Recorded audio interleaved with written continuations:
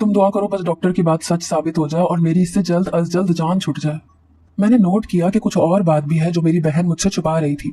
उसने मुझे रुकने को भी नहीं कहा, उल्टा कहने लगी कि अब तुम घर जाओ, मैं किसी दिन फोन पर बात करूंगी।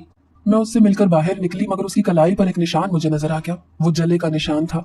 मैं फौरन वापस पलटी और कहा कि ये कैसा निशान है? तो कहने लगी कि ऐसा कुछ नहीं है, बस रोटियां बना रही थी तो घी का छींटा पड़ गया था। मेरी बहन ने आज तक कभी किसी काम को हाथ नहीं लगाया था और इस घर में तो वैसे भी नौकर चाकर थे, तो भला फिर वो क्या कर रही थी किचन में। बहरहाल मैं वापस आ गई और अम्मा को यही बताया कि वो बहुत खुश है। शादी को 1.5 महीना गुजर गया था और डॉक्टर की दी गई मोहलत खत्म होने वाली थी, मगर वो शख्स तो फौत होने का नाम ही नहीं ले रहा था। पहले से ठीक हो रहा था और मेरा शक सही निकला कि मेरी बहन परेशान थी उस दिन।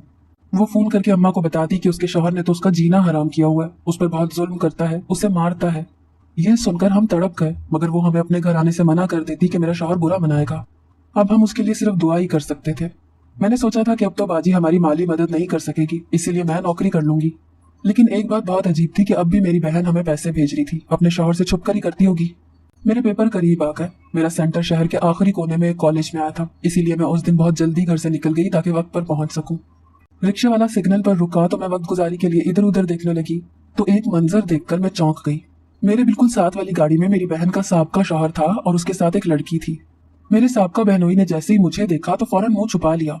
मैं पहले तो हैरान हुई कि उसके साथ लड़की कौन है, मगर फिर सोचा कि मेरी बहन जब अपनी नई जिंदगी शुरू कर सकती है तो ये भी तो कर सकता है। मुझे क्या लगे जो भी लड़की उसके साथ हो, मगर उसे मुझे देखकर डरने और मुंह छुपाने की क्या जरूरत।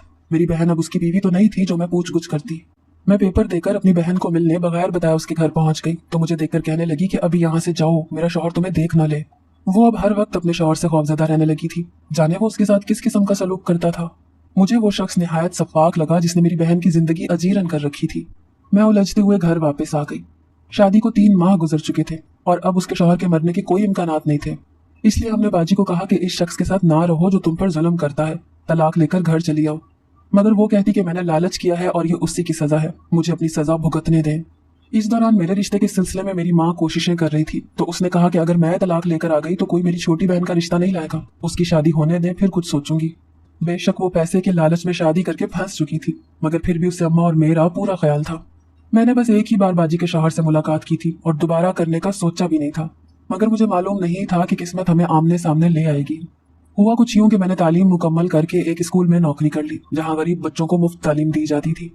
वहां जाकर पता चला कि एक अमीर शख्स ने ये स्कूल बनवाया है ताकि वो गरीब लोगों का भला कर सके। मुझे उस शख्स को देखने का शौक हुआ जो इतना अच्छा काम कर रहा था।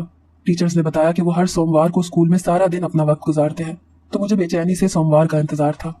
लेकिन जब मैंने उस स्कूल के सरबराह और ट्रस्टी के तौर पर अपने माजूर बहनोई को देखा तो मेरे रोंगटे खड़े हो गए। ये सब क्या ड्रामा था। मैंने जल्दी से नकाब कर लिया ताकि वो मुझे कहीं पहचान न ले। सारा दिन मैं उसे देखती रही। वो एक एक क्लास में जाकर बच्चों से बातें कर रहा था। उसका लहजा इंतहाई नरम था और सभी टीचर्स उसकी तारीफें करते नहीं थक रही थी। और मुझे समझ नहीं आ रही थी कि एक शख्स जो अपने दिल में इंसानियत का इतना दर्द रखता है वो अपनी बीवी के हक में कैसे बुरा हो सकता है। मुझे उसकी मुनाफिकत पर सख्त गुस्सा आया। दिल तो चाहा कि उसकी असलियत सबको बता दूं, मगर कोई भी मेरी बात पर यकीन ना करता, इसीलिए सोचा कि अभी सही वक्त नहीं है। पहले उसके खिलाफ सबूत तलाश करने होंगे, फिर सबके सामने उसका सच बताऊंगी कि ये मेरा बहनोई है और मेरी बहन के साथ किस कदर बुरा सलूक करता है। मैंने उसे फोन करके कहा कि मैं अपनी बहन के पास चंद दिन गुजार लूं, तो उसने मुझे बखुशी इजाजत दे दी। मुझे बहुत हैरानी हुई।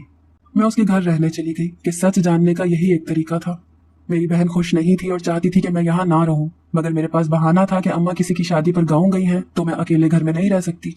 मैं सुबह अपनी नौकरी पर चली जाती तो मेरा बहनोई भी कहीं चला जाता और शाम को घर आता। शायद उसके बहुत सारे काम थे। मैंने नोट किया कि उसका रवैया मेरी बहन के साथ इंतहाई अच्छा था और वो उसे कुछ नहीं कहता था, मगर मेरी बहन ने अपने निशान दिखाए और कहा कि इसकी बातों में मत आना, ये सिर्फ तुम्हारी वजह से ड्रामा कर रहा है कि कहीं तुम्हें इसका सच पता न चल जाए, वरना इसने मेरा जीना दूभर कर रखा है। मैंने सोच लिया था कि अब उसकी पुलिस में कंप्लेन करवा दूंगी ताकि ये मेरी बहन को तंग ना कर सके। अम्मा के घर आते ही मेरी बहन ने जबरदस्ती मुझे घर भेज दिया कि मेरे शौहर तुम्हें तो कुछ नहीं कहते, मुझे डांटते हैं कि अपनी बहन को जाने का कहो। मुझे अपनी बहन के लिए बहुत अफसोस था। दिन यूं ही गुजरते जा रहे थे। उस दिन सोमवार था और वो स्कूल में ही मौजूद था। मैं अब तक उसके सामने नहीं आई थी। मुझे स्कूल में अम्मा ने फोन करके कहा कि मेरी तबीयत खराब हो रही है, जल्दी आओ। मैं छुट्टी लेकर भागम भाग घर पहुंची। अम्मा को अस्पताल लेकर गई। उनका ब्लड प्रेशर बढ़ गया था। मैं स्टोर से दवाई लेने जैसे ही सड़क के दूसरे किनारे पर आई तो मैंने अपनी बहन को किसी आदमी के साथ देखा। उसका शौहर तो स्कूल में मौजूद था, तो फिर ये किसके साथ गाड़ी में थी? उस वक्त मेरा अम्मा के पास होना बहुत जरूरी था, वरना मैं उसके पीछे जाती। मुझे एक ही डर था कि कहीं अब वो किसी तीसरे शख्स के पीछे ना लग गई हो। एक हफ्ते तक मैंने अम्मा की वजह से स्कूल से छुट्टियां की और उनकी खिदमत की। मुझे कहीं निकलने का मौका नहीं मिला। मगर उस दिन अम्मा की तबीयत बिल्कुल ठीक थी और उन्होंने मुझे खुद कहा कि तुम्हारी बहन फोन नहीं उठा रही, जाओ जाकर उसकी खैरियत दरियाफ्त कराओ। मैं बिन बताए अपनी बहन के घर चली गई। आज सोमवार था और मुझे मालूम था कि उसका शौहर घर पर नहीं होगा।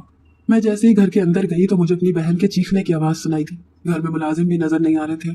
मैं भागते हुए अपनी बहन के कमरे में गई तो अंदर का मंजर देखकर मेरी रूह कांप गई। मुझे लगा कि शायद उसका शौहर आज घर होगा और उसे मार रहा होगा। मगर जिस शख्स ने बाजी की गर्दन दबोच रखी थी वो कोई और नहीं, बाजी का पहला शौहर था।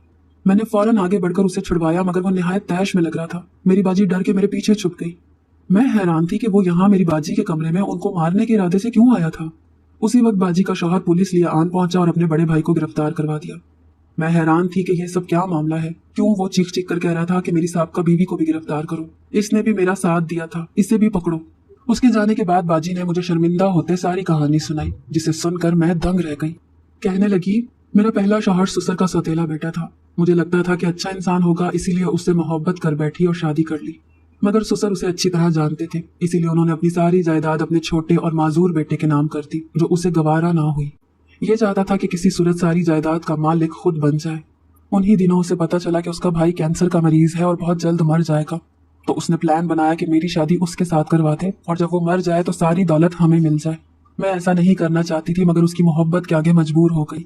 शादी के कुछ अरसे के बाद मुझ पर इंकशाफ हुआ कि मेरे देवर को डॉक्टर ने किसी और की रिपोर्ट दे दी थी। वो मामूली सी बीमारी का शिकार था और उसको कैंसर नहीं था। मैंने ये सब जब उससे बताया तो उसने मुझे एक डिब्बी देकर कहा कि अपने शौहर के खाने में मिला देना और अपने घर वालों को मशहूर कर दो कि तुम्हारा शौहर तुम पर बहुत जुल्म करता है।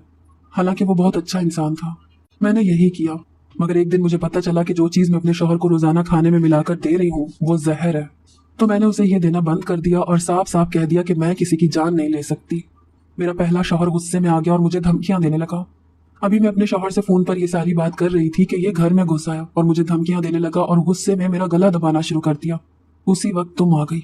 मेरा बहनोई कहने लगा कि मैंने तुम्हें माफ कर दिया है, तुम चाहो तो मुझसे तलाक ले सकती हो। मेरी बहन रोते हुए कहने लगी कि मैं तुम जैसे अच्छे इंसान को छोड़कर नहीं जाना चाहती। मैंने पहले गलत शख्स का इंतखाब किया था मगर इस बार मेरा इंतखाब सही इंसान है। मैंने भी अपनी बहन का घर बसता देखकर उसे दिल से दुआ दी कि अब वो हमेशा अपने घर में खुश रहे।